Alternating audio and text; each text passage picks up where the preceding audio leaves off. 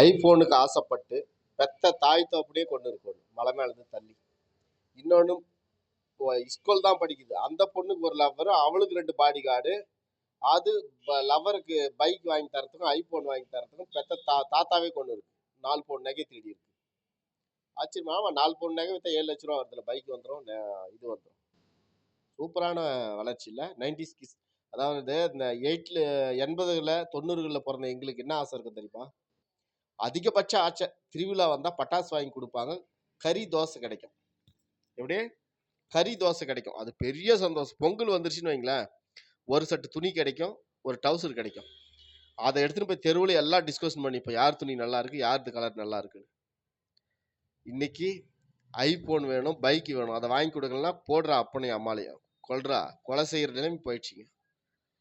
இந்த மாதிரி பசங்க தான் இன்னைக்கு ஒரு அரசை தேர்ந்தெடுத்திருக்காங்க. அது எந்த மாதிரி அரசு, எப்படிப்பட்ட அரசு, எப்படி நாடு நல்லா இருக்கும், எப்படி நாடு உருப்பிடுன்னு பாருங்க. ஏற்கனவே ஒரு திருடன் இருந்தான், நாட்டை குட்டிச்சவராகணும் 50 வருஷமா. இவன் வரும்போதே திருடனா வந்திருக்கான். இவங்க தான் சொன்னேன்னு சொல்லி ஓட்டு போட்டீங்க. போடுங்க, இன்னும் பிரச்சனை. நான் ஒன்று என்ன வேதனையா இருக்குன்னா, இவங்க தான் அடுத்த எதிர்காலம், இவங்க தான் அடுத்த தமிழ்நாட்டு இந்தியாவும் கொண்டு போனோம். இவங்களே இந்த மாதிரி நாசனம் பண்ணி போனால் நாடு உருப்படாது. அவங்களோட சேர்ந்து நம்மளும் பின்னாடியே சந்திச்சிருவோம், நம்மளும் மிகப்பெரிய பிரச்சனை மாட்டுவோம். இது புரியவே மாட்டேங்குது. இந்த இணையதளத்தை ஆரோக்கியமாக யாருமே பயன்படுத்தலை, முட்டாள்தனமாக படுத்துறான். ஒருத்தங்கிட்ட ஐஃபோனுக்கு இது, அதனால இப்போ நான் பேசிகிட்டு இருக்க ஃபோன் வாங்கி கிட்டத்தட்ட ஒரு 4 வருஷம் ஆகிட்டுக்கும்னு நினைக்கிறேன். 4 வருஷம் 5 வருஷம் ஆகிட்டுக்கும். 8000 ரூபா கொடுத்தா வாங்கினேன். 8000 ரூபா ஃபோன்லாம் பேசிகிட்டு இருக்கேன். என்னால் கொடுத்து 50,000 கொடுத்து 40,000 கொடுத்து ஃபோன் வாங்க முடியும். ஏற்கனவே ஒரு ஃபோன் கூட இருக்குது வீட்டில், அதை நிறுத்தி யூஸ் பண்ணுறதில்ல. 15,000 ரூபா ஃபோன் வாங்கி வச்சுருக்கேன், வீட்டில் இருக்குது, அதனால் யூஸ் பண்ணுறதில்ல. இது எதுனா ஆனால் அதை யூஸ் பண்ணிக்கலான்னு வச்சுருக்கேன். ஆனால் இப்போ இருக்கிற பசங்க அப்படி இல்லைங்க, ரொம்ப காஸ்ட்லியாக வாங்கணும்னு நினைக்கிறேன். ஒரு ஃபோனுடைய விலை 90,000, 1 லட்சம், 1.5 லட்சம். ஒரு பைக் ரேட்டு வேலை சொல்கிறானுங்க. நம்மளுக்கு 1 லட்சம்னாவே நெஞ்சு அதிருது. என்ன பண்ணுறது? எல்லாமே கவர்ச்சி ஆகிடுச்சு, எல்லாமே ஈஸியாக கண்ணுக்கு தெரியுது, அதை வாங்கணும். அதுக்காக எந்த எல்லைக்கு வேணாலும் போகலான்ற ஒரு நிலைமைக்கு வந்துட்டாங்க.